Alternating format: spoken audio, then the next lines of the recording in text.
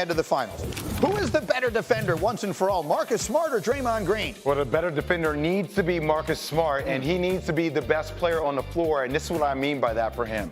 He spearheads their defense. He will have the ultimate check of guarding Stephen Curry, stops him from being a momentum-like player. And then offensively for the Boston Celtics, when they are loose with the ball, you need a guy like Marcus Smart to control the tempo and the pace of the game and initiate the offense. He is the most important player on the court for the Celtics. That's fascinating. Meanwhile, who's got the better wingman between the two stars in this series, Jalen Brown or Klay Thompson? I'm going to go Jalen Brown. Now, Klay Thompson is a very special player. I do think he's lost a step slightly from his multiple injuries he's had.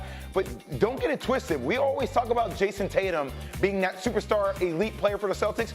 Jalen Brown is similarly the superstar player for the Celtics as much as Jason Tatum is. Yeah, it is a 1-2 punch. Yes, it is. There, I agree with you. Or a 1-1 punch. Finally, Steph Curry is the favorite to win Finals MVP. Is he your pick?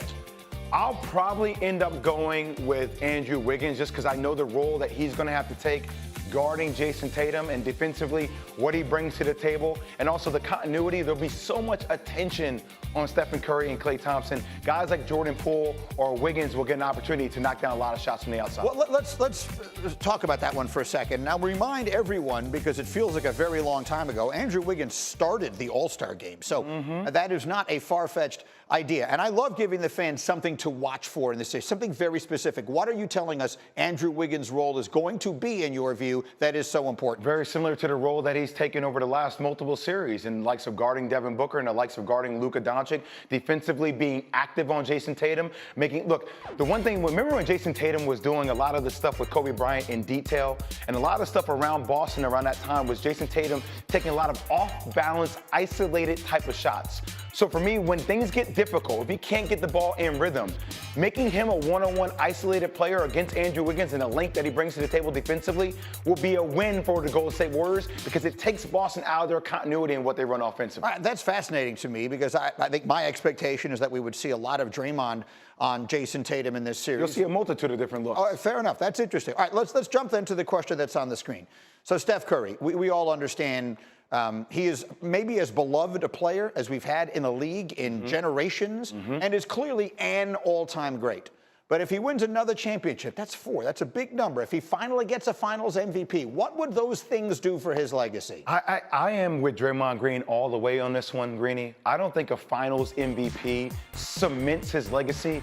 It's a talking topic that I think you'll hear a lot of media always speculate because it's something that he doesn't have. But if he wins a 4th championship, and I can also make the case that it may not, he was the best player on the court on the championship team in 2015, even though I know Iguodala got it. But you don't get the spacing on this floor for a guy like Wiggins or Jordan Poole or Klay to operate if you don't have the attention on Stephen Curry 24/7, 365. He is the one that makes this offensive continuity work because of his ability to stretch the defense out and expand people to open up lanes for people to attack. Understood.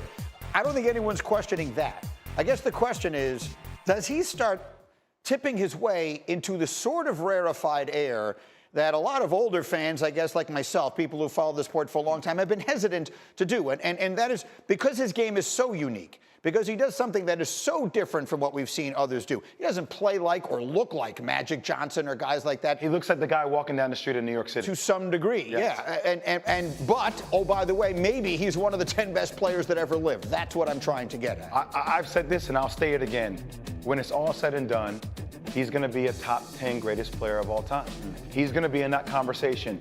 He is the best shooter that we've had in the history of the game. His handle right now is top 2, top 3 in the league. You can make case top 2 between him and Kyrie Irving. Pick one on what you want. And then he's revolutionized the game of basketball, Greeny. You have kids in parks shooting the ball from half court. That's never been a thing. And he does it at an exceptionally efficient rate. So when it's all said and done, I'll say this, even if he doesn't win another championship, I think he'll finish top 10. It's a really interesting discussion, and it's one that will continue. Now, speaking of interesting discussions, you have Draymond Green, who was weighing in on why Steph has never won a Finals MVP, and that set off a whole thing. Here's what he said. Kevin Durant was absolutely incredible in those finals runs. As you know, you watched it. We all watched it. Kevin Durant was absolutely insane. Steph Curry got double teamed probably 7 times the amount. that KD did in a given series. All right, so that, of course, was with our old buddy Colin Cowherd. And so, because this is America in 2022, a little snippet of that winds up on Twitter. And the next thing you know, Kevin Durant is responding. That's his first response to it. In our previous commercial break before this, I tried as hard as I could to count the number of times Kevin Durant has tweeted about this since it came out, and I can't do it. I didn't have time in the commercial break. He's responding to anyone who will talk to him, including Draymond, who's like, well, did you listen? And KD is like, yeah, I listened. I still disagree. So here we are. And so I guess I will start this part of the conversation. I know you're tight with KD. You coached the team that he was on this year. What is it about Kevin Durant, who is clearly one of the all-time great players and one of the defining players of this generation and could be doing absolutely anything, one assumes, with his time, that what it seems he wants to be doing right now is sitting on Twitter and just arguing with anyone who will send a tweet at him? Well, no, you know, Kev spends a lot of time on the court. You know what I'm saying? He trains all the time. He's always working out. He's always trying to improve his craft. And in his off time, he goes back home and relax and chill, play video games, or check Twitter, as we see now. But that's what he does, man. He's always like training and focusing on basketball, and that's how he does it. So I think that Greeny, part of this, it's the new wave, Greeny. Yeah, exactly. Well, look, I mean, at the end of the day, you see the question on the screen. It's accessible. Yeah. The whole world is accessible, but just because people can talk to you doesn't mean you have to pay attention to it or respond. Greeny. But that having said, Greeny. Yeah. Ball is life for some people. Right. No, I don't think people really understand this VC and stat. Like, for me, for him, ball is our life. Right. Like, I'm in the trenches of analytics. If you want the smoke, you want to bring it on social media, please, I'll engage. Sure. Whatever gets me to that place for individuals, that's what gets Kevin to that place. And to your question, should Kevin Durant regret leaving the Warriors? Yeah. Kevin Durant is trying to blaze his own path. Right. If he feels like his path needs to go outside Stephen Curry and Klay Thompson, then go get it. Is that going to come with some trials and some errors? Yeah. Of course it does. But we ask for this life as hoopers. This is what we do. Absolutely. VC, jump in here on this, because that's one of the reasons this conversation comes up, is that Kevin Durant chose to leave. And if we had said, sitting here that day, you were with me, Jay Will, that day, after he got hurt in Toronto and everything else happened. If we had said the Warriors will be back in the finals and looking like a dynasty again, and Kevin Durant would be home watching, having gotten swept in the first round the next time that he had a real shot at this, I don't think too many people would have believed it. VC, what do you make of the whole thing?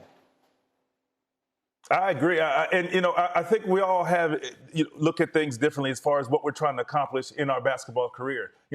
At this age, if I'm still playing, I'm trying to win a championship. And Kevin Durant wanted a championship because every show that you turn on, because obviously he's always watching, we're talking about he's great, but what? He doesn't have a championship. So some of these guys chose to do that. LeBron was blamed for when he left to go to Miami to win a championship. And of course, he was able to win multiple championships, but Kevin Durant did that and he won his championship. So he got that out of the way. Now he's like, his goal now is to accomplish that on his own. So he wanted to move on, and that's what he wanted to do. We all see it as, man, just imagine how many championships you would have if you stayed with this Golden State Warriors. And I understand that, just like I understand the decision for guys when they want to move on and try to do it their own way and win it with their own team, because that's the way, that was our formula back in the day. It wasn't like to join a team or whatever. It was to do it on your own.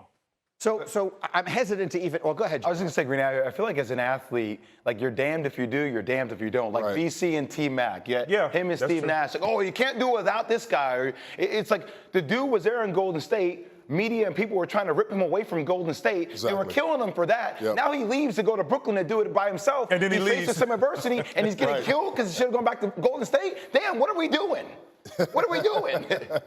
So what are you suggesting? I mean, this is the conversation that goes on today. You can choose to engage in as much or as little of it as you want. And if you were, I'd like to think, I don't know, maybe I'm crazy, but I'd like to think if I was Kevin Durant right now, I would not be engaging with someone who's got like 9 digits in his Twitter handle asking me questions about my life. That just does not seem to me as though it's a productive use of his time. He just engages with Draymond Green the same way he engages with the guy from a 908 error code. Well, I get it. I get the. So let me ask you about the. I can't believe I'm even asking this question. But let's go back to what started all of this here. Yep. So Colin asks him about Steph not winning the MVP, and Draymond, credits Kevin Durant like crazy, and then B, says Steph got double teamed a lot more. I guess I'm asking the question, does Steph get double teamed a lot more, like when those teams were together and they were great? I don't think so. From what I've noticed this past postseason with the Nets is that the game plan was to trap Kevin Durant every chance they got. Right. So once he crossed half court, the trap came. Whenever he caught the ball, the trap was there. So there's always a double team for Kevin Durant, and there's only 5 guys on the court, so you can't double both guys, right, when they both play together. So both guys were, had the same level of respect as far as double teaming. So it wasn't like a major difference as far as trying to put more of an emphasis on Steph Curry or Kevin Durant. Both these guys are great in their own space. Ty Lue, who was the head coach for the Cavs during that time, did state in the quote that they made it a priority to give Stephen Curry a lot more multiple looks during that, because they decided that even though Kevin Durant is one of the greatest ISO players there ever seasoned, they would take their chances on slowing down the momentum of Stephen Curry. Stephen Curry and BC, that's with him and Clay, there's certain guys, like when they get going, like those two, they go like on 23 runs. Yep. They go on 25 to 2 runs. Yep. So you much rather go in a one-on-one and battle with KD and limit that and limit their runs. Okay, let me just finish this part of the conversation with a question. I'm walking into work this morning, and I'm walking past a basketball court. Now, we work at the South Street Seaport, and there's a basketball court set up outside here because we've got Jay Will and we got the KJM crew playing a basketball game, right, against Spartan DC. What is going on out here? What's going on here, Jay? We have a 2-on-2 match today. Right. I'm trying to bring Stat as my sub, and if Key gets scratched in the face, he decides he doesn't want to play. But we're playing against Alan Hahn and Bart Scott in a 2-on-2 match. And how's this going to go? I hope it's going to go as a win. I still feel like I can hoop. Look at that shot. Well, obviously, when I stand next to BC and Stat, I can't hoop that way. Carter, who's going to win this game let's today? talk about this for a second.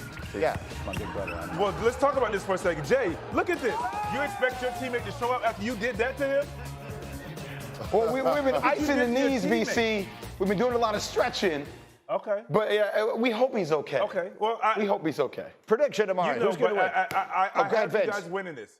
Yeah. I have Jay and those winning this because, Jay, in this moment, in this arena, this is your field. And I think you understand, just like we've been talking about with Steph and KD, when you see the mismatch, attack the mismatch to get what you want. See, that's a big brother applying real pressure. That's what he's doing to me. Here's what I'm worried about. He's setting me up. I'm worried about Bart Scott taking you out. At some point, I got one leg, BC. I got one. I feel like Bart is one. That's what I'd be a little worried about. All right,